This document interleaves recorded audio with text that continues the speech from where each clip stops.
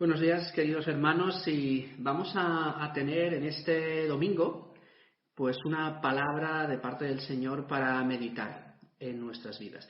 Y vamos a retomar el estudio que dejamos a medias, si os acordáis, del libro de Santiago. En este domingo, y si el Señor quiere, en el siguiente, que ya terminaremos, trataremos los capítulos 4 y el siguiente, el 5. Pero podríamos hacer un poco de memoria de lo que habíamos visto hasta aquí. Vimos los 3 primeros capítulos y hablábamos de que la fe verdadera era cómo afrontar la fe verdadera delante de las circunstancias de la vida. Y veíamos que cada día dejábamos una frase en las que todas empezaban por la letra R, para que lo pudiéramos recordar. De todas formas, voy a dejaros esto, yo os lo enseño, ahora os voy a dejar esto para que podáis verlo y os lo mandaré. Pero en el capítulo 1 veíamos 3 cosas: que la fe responde a las pruebas, también veíamos que la fe resiste la tentación y que la fe recibe la palabra de Dios. Responde a las pruebas, resiste la tentación, recibe la palabra de Dios. En el segundo capítulo veíamos esas 2 cosas que hablaba de que en ningún momento tenemos que hacer acepción de personas. Vemos que la fe rechaza los prejuicios. Y también cuando hablaba de la fe y las obras, que veíamos ese ejemplo que Santiago ponía sobre uno que decía: sí, yo tengo fe. Pero decía: no, tener fe está bien, pero es que esa fe se tiene que ver, la fe se tiene que probar, la fe se tiene que manifestar, la fe tiene que dar frutos en nuestra vida. Y veíamos que la fe resulta en obras visibles. No somos salvos por obras, pero sí para buenas obras, para hacer esas buenas obras que Dios ha preparado de antemano para que andemos en ellas. Y el último día vimos el capítulo 3, en el que hablaba de la lengua, ese miembro que está en nuestros cuerpos y que puede hacer tanto daño. Y que el Señor habla de que no puede ser que por una misma lengua bendigamos y maldigamos. Y nos hacíamos algunas preguntas, ¿no?, sobre si muchas de las cosas que siempre nos ponemos, lo tengo que decir y lo voy a decir porque es que lo tengo que decir, si realmente era necesario. No todo se tiene que decir. Y muchas veces, como pueblo de Dios, hay algo que nos ocurre, y es que somos muy poco prudentes en nuestra forma de hablar. Hay veces que nos enfrentamos con personas que dicen: esto tienes que decirlo, esto tienes que hacerlo, esto tiene que ser así, porque esto es así, porque esto es así. Y al final, muchas veces detrás de eso hay una forma de reivindicarse, pero no de arreglar una situación. Y tenemos que pensar si realmente es necesario, si es útil y si beneficia a alguien lo que voy a decir. Y mucho cuidado con lo que nosotros hablamos. Y al final del capítulo 3 veíamos también que la fe reacciona con sabiduría. Hablaba de esa sabiduría que viene de lo alto y de esa que es animal, diabólica, terrenal, esa comparación que había. Pero Santiago lo bueno que tiene es que siempre enfrenta situaciones muy reales. La Biblia es muy actual. Los principios que hay en la Biblia, los mandamientos que da, son para siempre, para todas las edades. Pero Santiago es verdad que toca temas en los 5 capítulos que él enfrenta, muy importantes y que nos marcan mucho como creyentes.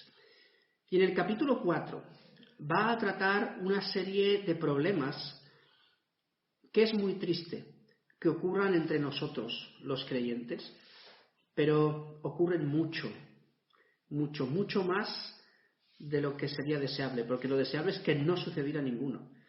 Y vamos a leer el capítulo 4 y vamos a ver qué es lo que nos dice antes de entrar a meditar en su palabra. Dice: ¿de dónde vienen las guerras y los pleitos entre vosotros? ¿No es de vuestras pasiones las cuales combaten en vuestros miembros? Codiciáis y no tenéis, matáis y ardéis de envidia, y no podéis alcanzar. Combatís y lucháis, pero no tenéis lo que deseáis porque no pedís. Pedís y no recibís porque pedís mal, para gastar en vuestros deleites. Oh almas adúlteras, ¿no sabéis que la amistad del mundo es enemistad contra Dios? Cualquiera pues que quiere ser amigo del mundo se constituye enemigo de Dios. ¿O pensáis que la Escritura dice en vano, el Espíritu que Él ha hecho morar en nosotros nos anhela celosamente? Pero Él da mayor gracia. Por esto dice, Dios resiste a los soberbios y da gracia a los humildes. Someteos pues a Dios, resistid al diablo y huirá de vosotros. Acercaos a Dios y Él se acercará a vosotros. Pecadores, limpiad las manos y vosotros los de doble ánimo, purificad vuestros corazones. Afligíos y lamentad y llorad. Vuestra risa se convierta en lloro y vuestro gozo en tristeza. Humillaos delante del Señor y Él os exaltará. Hermanos, no murmuréis los unos de los otros. El que murmura del hermano y juzga a su hermano, murmura de la ley y juzga la ley. Pero si tú juzgas a la ley, no eres hacedor de la ley, sino juez. Uno solo es el dador de la ley que puede salvar y perder. Pero tú, ¿quién eres para que juzgues a otros? Vamos ahora los que decís, hoy y mañana iremos a tal ciudad y estaremos allá un año y traficaremos y ganaremos, cuando no sabéis lo que será mañana. Porque ¿qué es vuestra vida? Ciertamente es neblina que se parece por un poco de tiempo y luego se desvanece. En lugar de lo cual deberíais decir, si el Señor quiere, viviremos y haremos esto o aquello. Pero ahora os jactáis en vuestras soberbias. Toda jactancia semejante es mala, y al que sabe hacer lo bueno y no lo hace, le es pecado. Hemos dejado ya en el capítulo 3 que marca la Escritura que el hombre sabio es un hombre pacificador, es un hombre que ama la paz. Pero es verdad que nos enfrentamos dentro del seno de la Iglesia como creyentes a muchísimos conflictos, discusiones, divisiones entre nosotros. Algo que no se debería pronunciar en los hijos de Dios. Pero esos conflictos salen de intereses personales, muchas veces de formas de ver las cosas que queremos imponer o en nuestro afán de tener placer, de tener satisfacción, de tener posesiones o incluso de creernos superiores a los demás, con más derecho de hablar que otros, que se nos tiene que escuchar más, que se nos tiene que hacer más caso. Y vamos a ver cómo Santiago nos habla de qué es lo que ocurre y por qué ocurre. Y en ese por qué ocurre es el que deberíamos meditar y deberíamos examinarnos a nosotros mismos. En el versículo 1, él dice, ¿de dónde vienen las guerras y los pleitos entre vosotros? Pensemos que Santiago está hablando a creyentes. Entonces está hablando que hay guerras y que hay pleitos entre nosotros, que hay rivalidades entre nosotros. Pero Santiago nos muestra el origen con otra pregunta, pero una pregunta que contesta la primera. ¿No es de vuestras pasiones las cuales combaten en vuestros miembros? ¿No es de vuestra propia carnalidad de dónde vienen todas estas cosas? Cuando Pablo hablaba a los corintios en su primera carta, decía que él no les podía hablar como maduros, sino como niños, porque entre ellos había pleitos, había discusiones. Y esto es una muestra.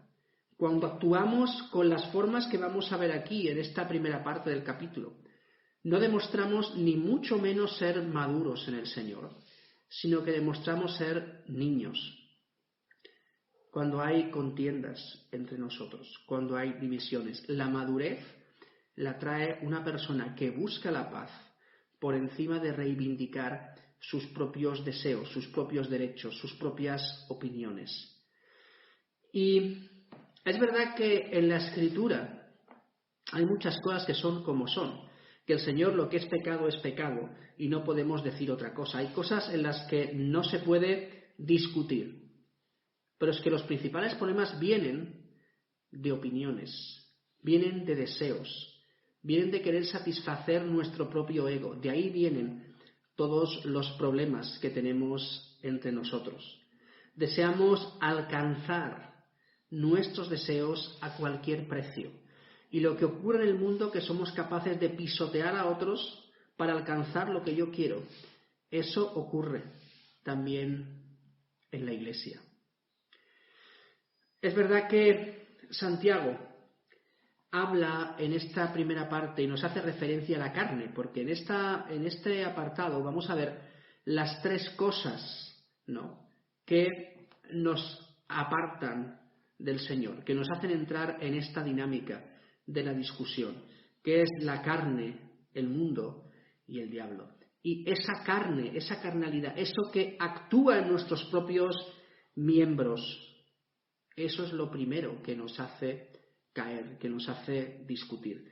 Sigue diciendo Santiago: codiciáis y no tenéis, matáis y ardéis de envidia y no podéis alcanzar, combatís y lucháis, pero no tenéis lo que deseáis porque no pedís.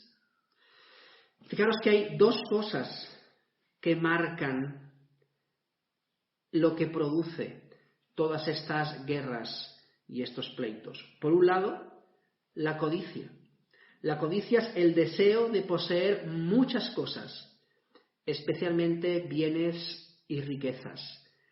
El tener, el querer tener. Por un lado eso. Y muchas veces, aunque la definición habla de bienes y riquezas, muchas veces queremos que se nos dé la razón en todo. Y da igual lo que digamos, queremos aparentar como los más sabios, como los que estamos por encima. Pero por el otro lado, habla de la envidia. La envidia es un sentimiento de tristeza o enojo que experimenta la persona que no tiene o desearía tener para sí solo algo que otra persona posee. Deseo de hacer o tener lo que otra persona tiene. Codiciar, querer tener más y más y más y más. Más que los demás. Envidia, quiero para mí lo que tiene el otro. Y muchas veces, cuando conseguimos eso, aún de malas maneras, luego no lo disfrutamos, porque eso no nos puede llenar de ninguna manera. Porque el pecado vacía, el pecado entristece, el pecado nos hace daño. No puede llenar nunca la vida de una persona. Y fijaros que habla que codiciáis y no tenéis, y habla de matáis y ardéis de envidia. Fijaros lo que produce. Produce el no tener, el matar. Es verdad que tú podrás decir en esta mañana, bueno, yo no mato a nadie. Pero el Señor dice que cuando alguien llama fatu a su hermano, ya le está matando. Cuando nosotros en muchos momentos derramamos nuestra ira sobre esa persona, los celos, hacemos comentarios fuera de tono, crueles, les estamos matando de alguna manera. Y habla de codiciáis y no tenéis. Matáis y ardéis de envidia y no podéis alcanzar. Combatís y lucháis, pero no tenéis lo que deseáis. ¿Por qué no pedís? Fijaros que hay una connotación de cosas que se van yendo una tras otra, que todas son negativas. Cuando actuamos basándonos en nuestra propia carnalidad, no recibimos. Y es que además tenemos que pensar que nunca podremos recibir de Dios. Porque detrás de esos deseos que estamos teniendo, Dios no actúa. No tenéis, matáis y ardéis de envidia. La envidia nos consume por dentro, nos mata, nos quema. Dice, y no podéis alcanzar. Combatís y lucháis.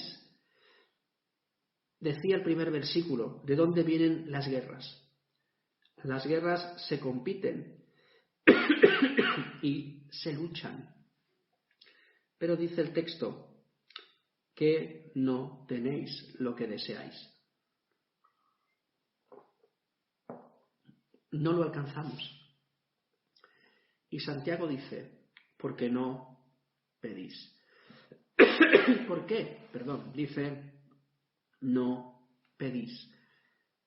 Y el pedir tiene que ver con lo que es el orar. Pero por supuesto, detrás de todos esos sentimientos, de todos esos deseos carnales pecaminosos, no podemos orar. ¿Por qué? Porque sabemos a ciencia cierta que Dios no va a contestar. Que Dios va a decir no. Porque en el Señor lo que contrapone a todo esto es el contentamiento. Estar contento con lo que tienes y agradecido. Dice en 1 Timoteo 6:8, así que teniendo sustento y abrigo, estemos contentos con esto. En el contentamiento no hay envidia, no hay codicia, no hay querer almacenar, querer tener más para mí, porque en el contentamiento no hay egoísmo, no hay orgullo.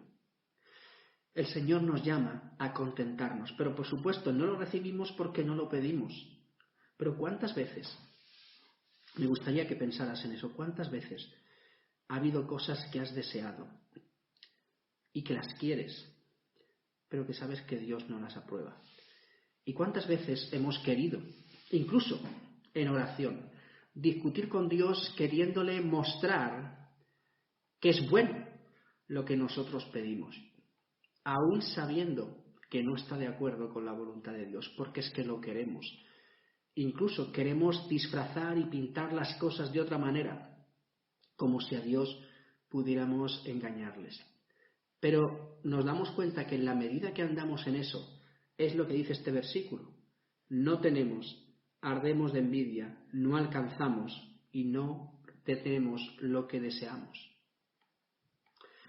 Entonces, sigue diciendo el texto, pedís y no recibís, porque pedís mal.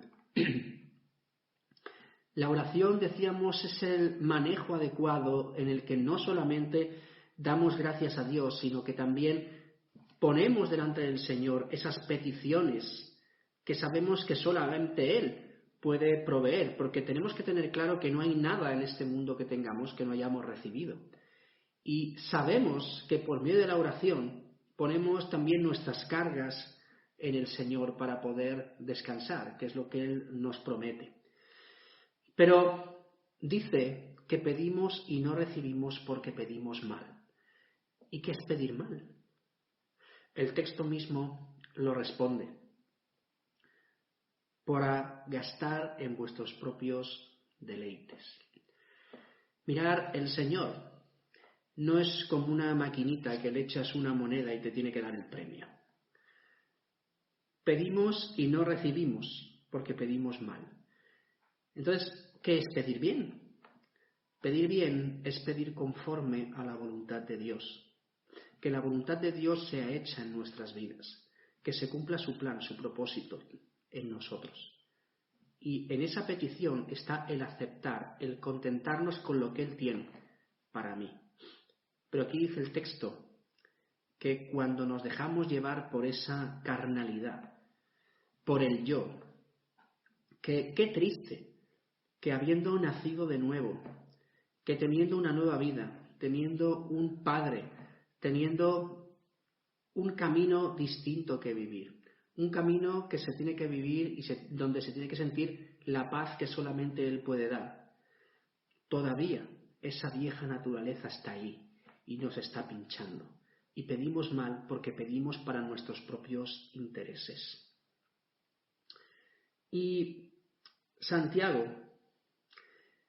dice, mira, la idea que da es que si realmente pidiéramos bien, imaginaros por un momento que si fuéramos personas que nos contentáramos con lo que tenemos, si amásemos a los demás como a nosotros mismos, de verdad, no con una frase que queda bonita, sino de verdad, y mirásemos más por las necesidades de otros que por las nuestras propias, y estuviéramos más interesados en compartir lo que tenemos que en almacenar.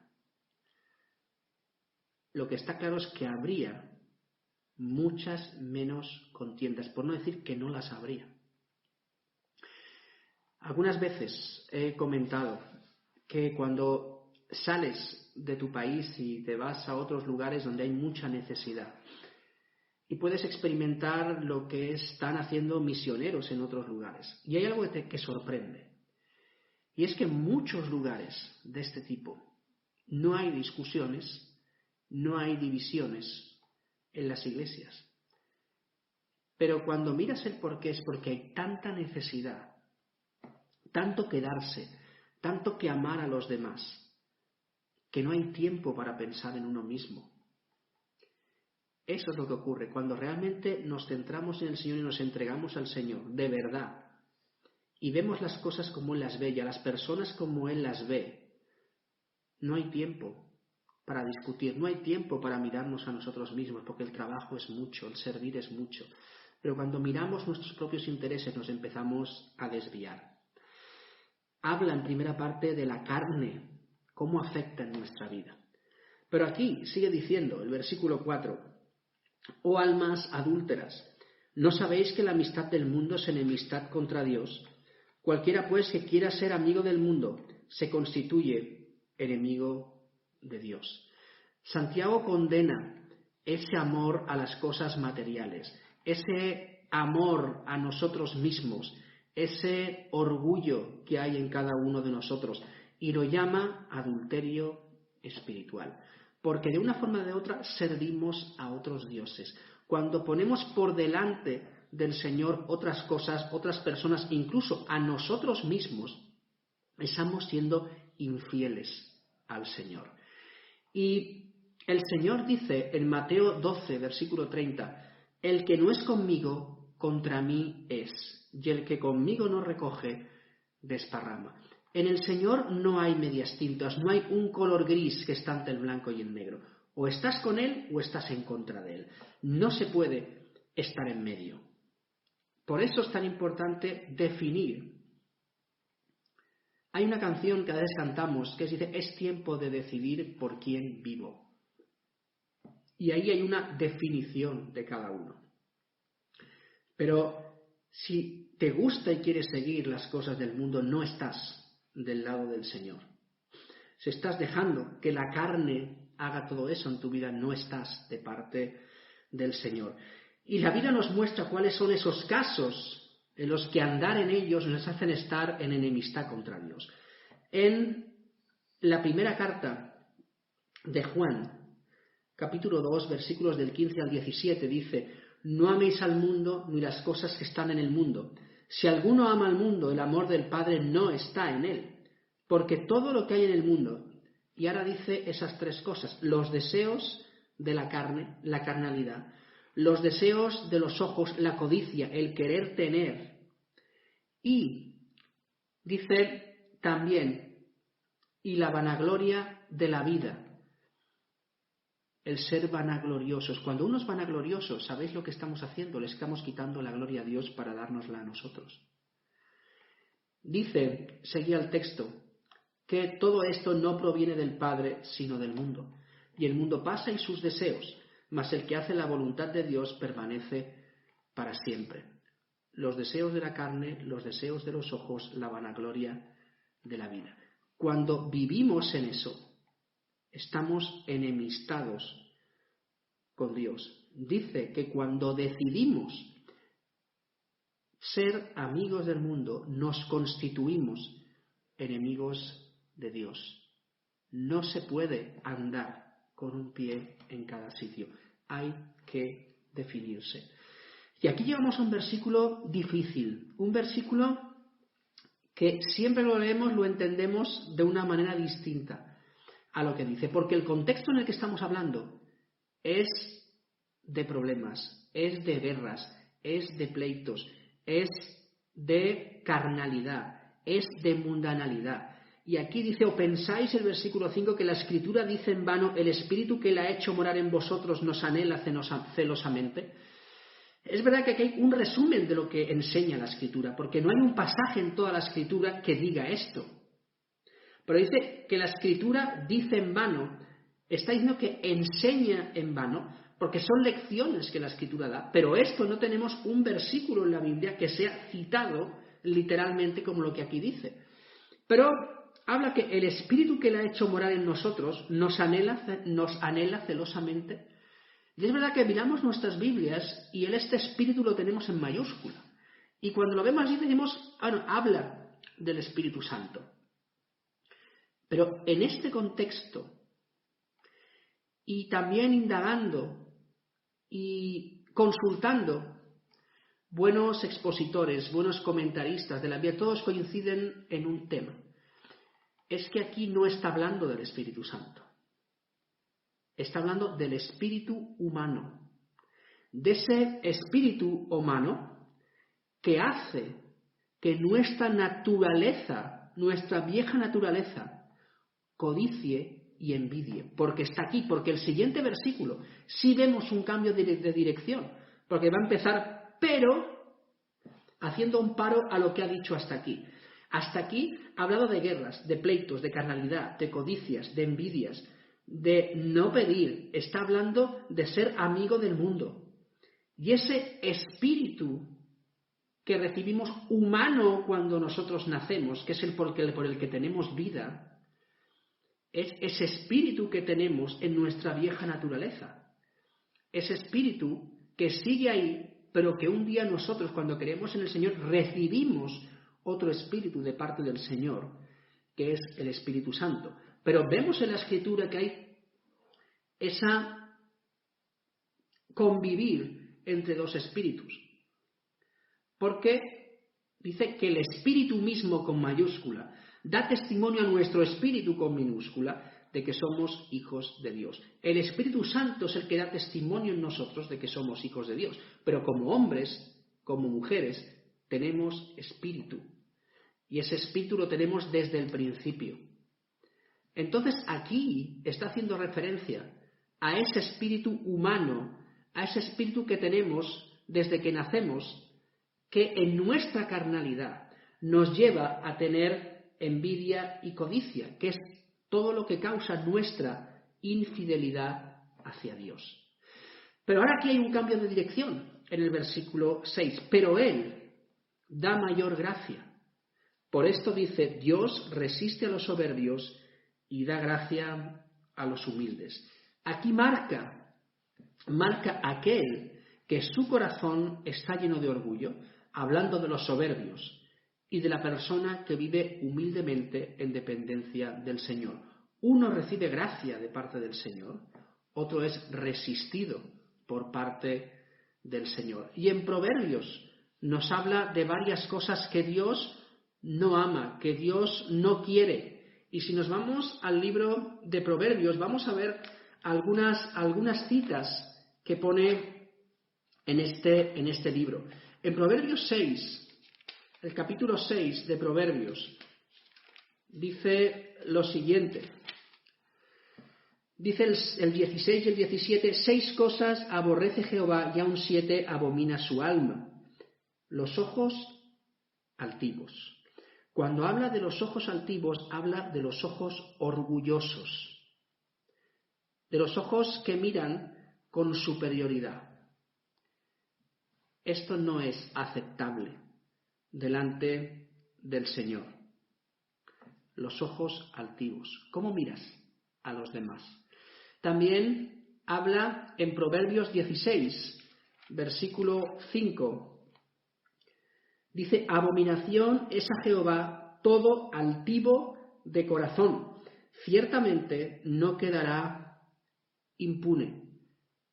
Aquellos de corazón orgulloso, altivos de corazón.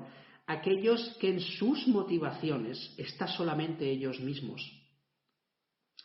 También en Proverbios 13, versículo 10, dice, ciertamente la soberbia concebirá contienda, mas con los avisados está la sabiduría. La soberbia lleva a problemas. ¿Qué decíamos en el primer versículo? Guerras y pleitos. A eso lleva la soberbia. Sin embargo, Dios estima en gran manera a la persona humilde. Decía el texto, Él da mayor gracia, por esto dice, Dios resiste a los soberbios. Los resiste. Y ¿sabes una cosa? Si Dios te resiste, no tienes nada que hacer. Pero dice también que Él da gracia a los humildes. En el capítulo 66 del libro de Isaías dice lo siguiente, versículo 2. Mi mano hizo todas estas cosas, y así todas estas cosas fueron, dice Jehová. Pero miraré a aquel que es pobre y humilde de espíritu y que tiembla a mi palabra. Miraré, estaré con él. Él da gracia a los humildes. Y en este cambio de dirección, desde hablar todo lo malo y cambiar, ahora va a hablar de qué cosas sí tenemos que cultivar en nuestra vida. ¿Qué cosas nos van a ayudar a no caer en todas estas cosas que estábamos hablando? Y empieza diciendo, someteos pues a Dios. Y el someternos es sujetarnos a Dios, escucharle, obedecerle. Y esto dice que tiene una consecuencia. Cuando te sometes a Dios, dice, resistid al diablo y huirá de vosotros. Para resistir al diablo tenemos que someternos a Dios. La única forma de resistir al diablo y que huya de nosotros es estando firmes en el Señor, porque en nosotros no está el poder para resistirle, en el Señor sí. Él es el que le hace huir de nosotros.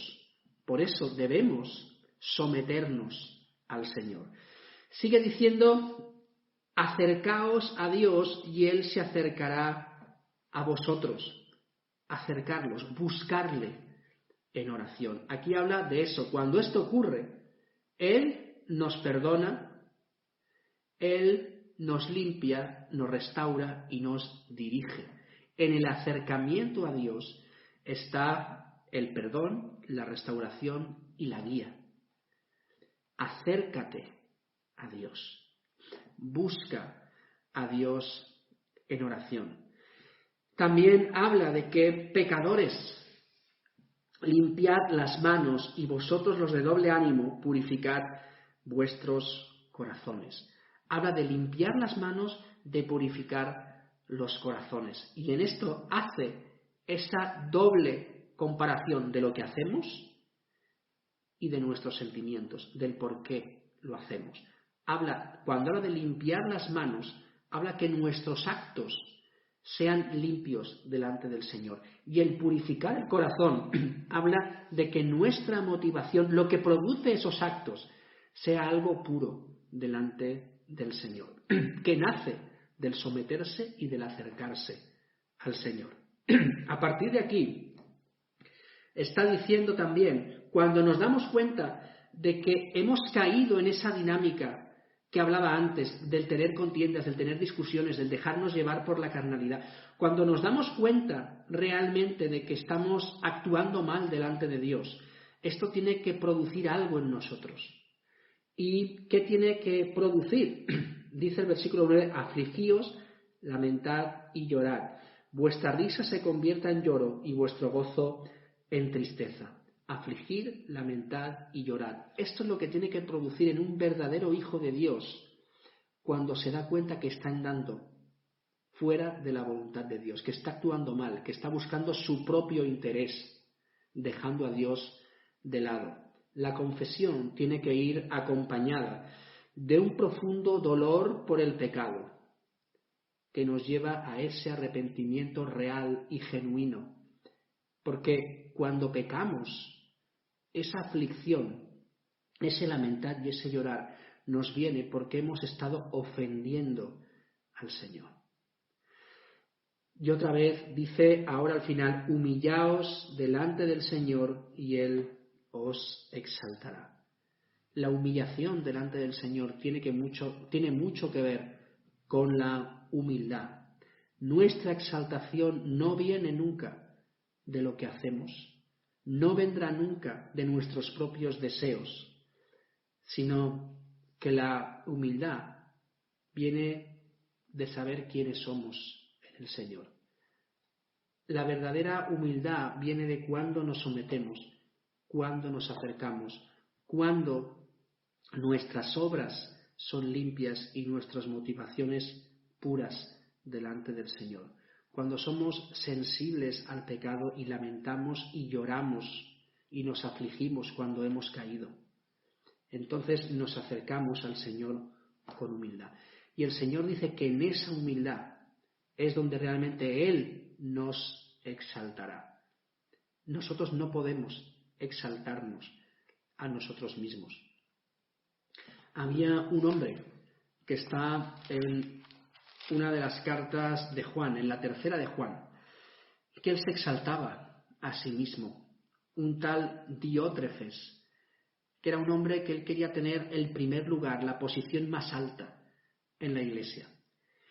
Y Juan dice en los versículos 9 y 10 de tercera de Juan: yo he escrito a la iglesia, pero Diótrefes, el cual le gusta tener el primer lugar entre ellos, no nos recibe.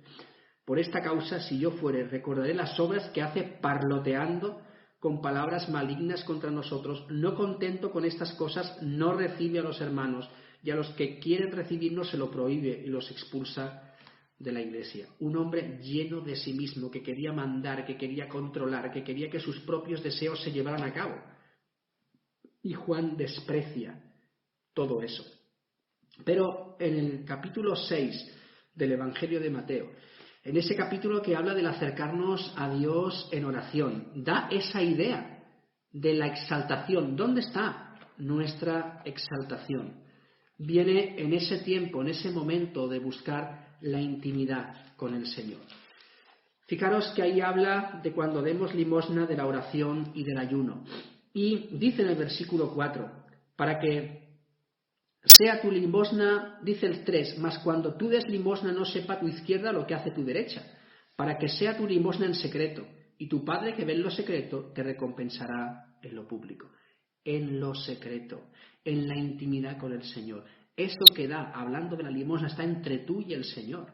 No se puede alardear de eso para que otros lo sepan. En cambio, el Señor, cuando haces eso en secreto, te recompensa en público. Versículo 6, con la oración. Mas tú cuando ores, entra en tu aposento y cerrada la puerta, ora a tu Padre que está en secreto, y tu Padre que ve en lo secreto te recompensará en lo público. Otra vez la idea, lo secreto, lo privado, lo particular, lo íntimo con el Señor y la recompensa en público.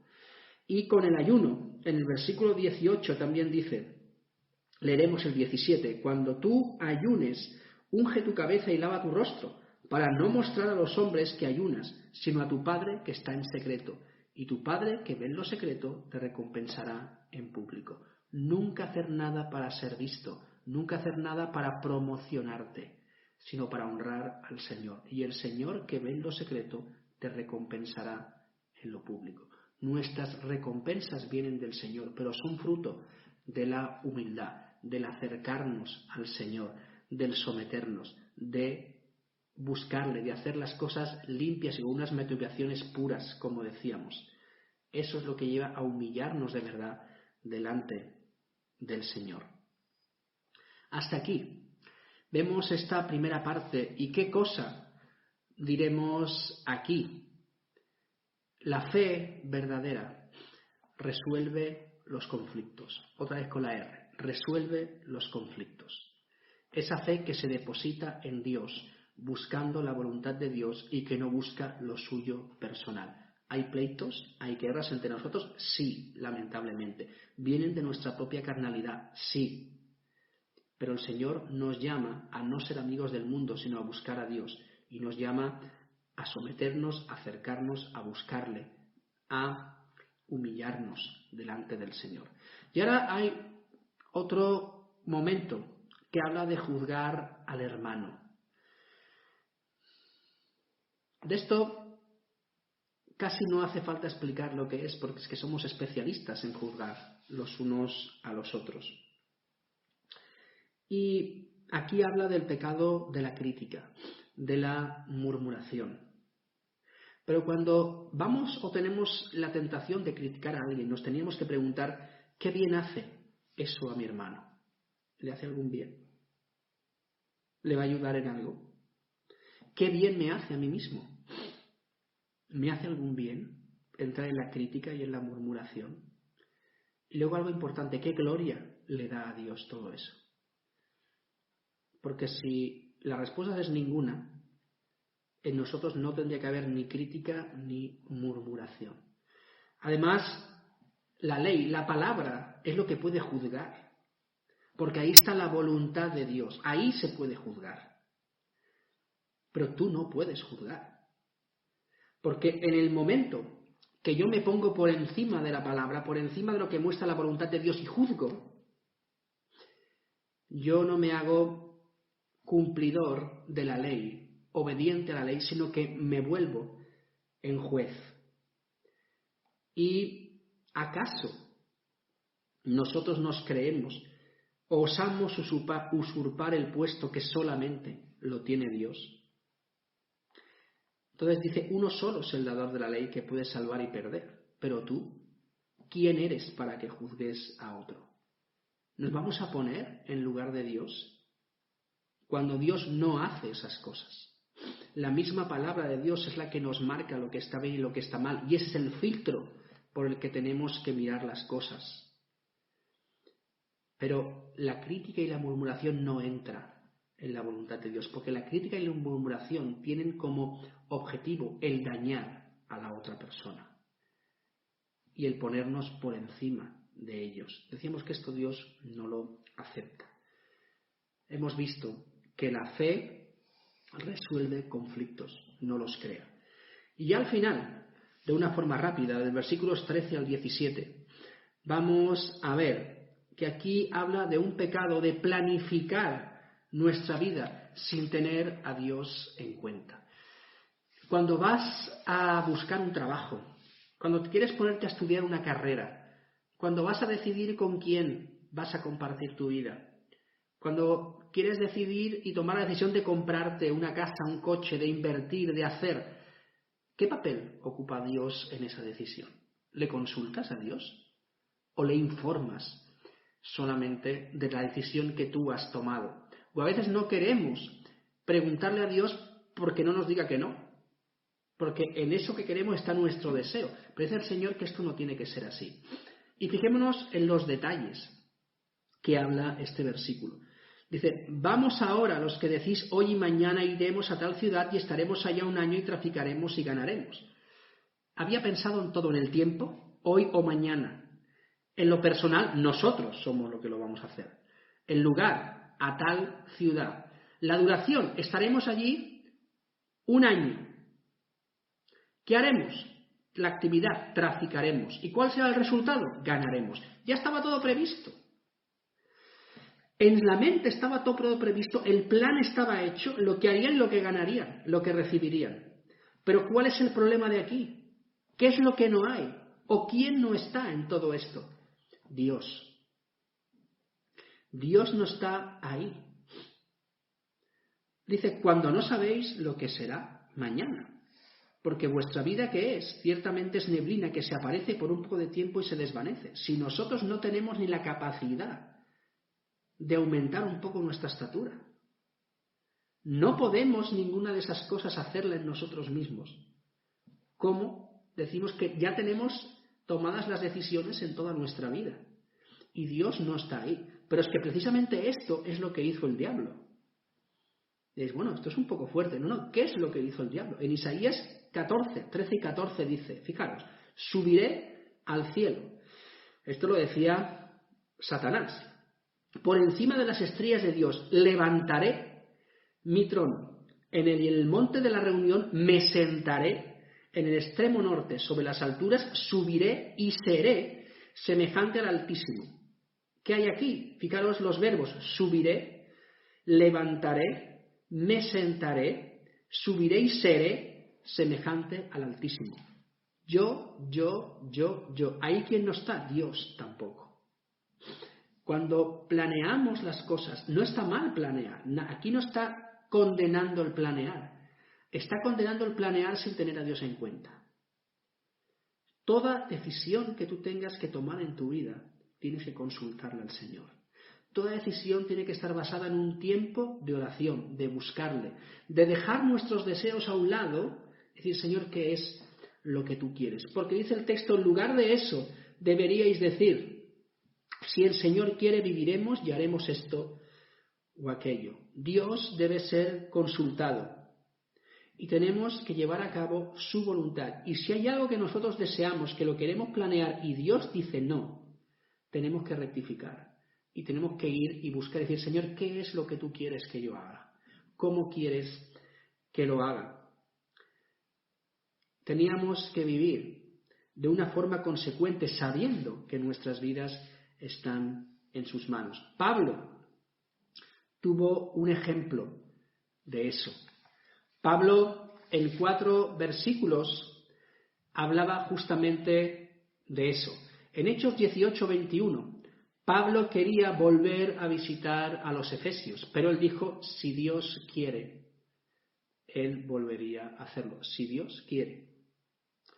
En Romanos 1:10 quería tener la oportunidad de visitar Roma, de visitar a los romanos. Pero él decía, por la voluntad de Dios, fijaros, primero si Dios quiere, por la voluntad de Dios. Si es la voluntad de Dios, yo llegaré. En 1 Corintios 16:7, él quería pasar tiempo con ellos, pasar tiempo con los corintios, pero en ese versículo él dice, si el Señor lo permite. Y en Filipenses 2:19 mandaba a Timoteo a los filipenses y él hablaba de espero en el Señor. ¡Qué diferencia, eh!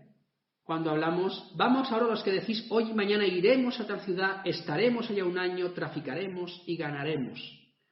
En cambio, Pablo decía, si Dios quiere, si es la voluntad de Dios, si el Señor lo permite, espero en el Señor. ¡Qué diferencia! ¡Qué diferencia!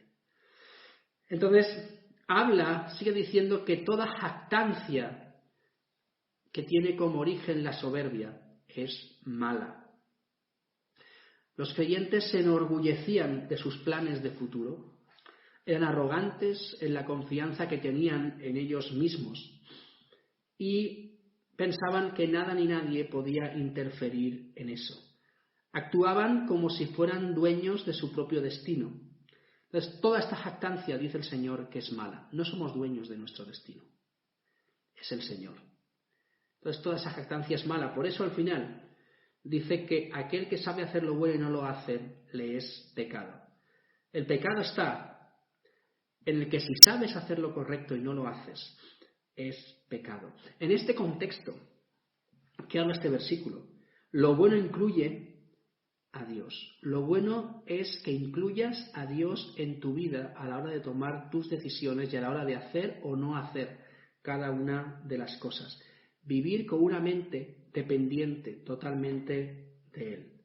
La oportunidad que tenemos de hacer lo bueno nos hace responsables de hacerlo. Y si no pecamos, aunque sea por omisión, no hacer lo que sabemos que tenemos que hacer. Conocer a Dios y sus planes quita de nosotros toda excusa egoísta para hacer nuestros propios planes. Entonces, en esta mañana que hemos visto aquí, en estos últimos versículos del 13 al 17, vemos la otra R, que es que renuncia a la altivez autosuficiente. En esta mañana hemos visto que nuestra propia carnalidad nos lleva a discusiones, a pleitos, que eso se nutre de nuestra codicia, de nuestra envidia,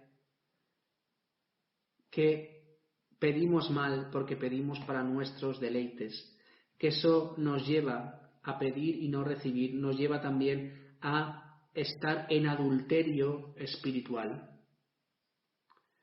Porque cuando dejamos a Dios de lado y ponemos a alguien en lugar de Dios, aunque seamos nosotros mismos, le quitamos esa prioridad y nos hacemos amigos del mundo porque actuamos como el mundo actúa. Tú puedes ser tu propio Dios. Pero vemos que Él nos daba esos puntos que teníamos que seguir para tener una vida realmente que honra a Dios, que está en el someterse, en el acercarse, en el limpiar nuestras manos, purificar nuestros corazones, en el afligirnos, lamentar y llorar si hay pecado en nuestra vida y en el humillarnos delante de Dios. Que en ningún momento pueda haber en nuestras vidas juicio, murmuración, crítica, que quien nos muestra la lo que está haciendo bien o mal una persona es la palabra y no nosotros. Y nosotros no podemos ponernos en lugar de Dios, no podemos ponernos siendo jueces, porque solamente uno es el que lo es, y es el Señor. Y en la crítica y la murmuración está el hacer daño a la otra persona. Y el otro, no gloriarnos del día de mañana. No pensar que en nuestra vida están nuestras propias manos, que tenemos el derecho y tenemos la capacidad de decidir todo lo que va a ocurrir en nuestras vidas, porque no sabemos dónde estaremos mañana. Que en cambio tenemos que vivir en esa dependencia de Dios, decir, si Dios quiere, haremos esto o haremos aquello.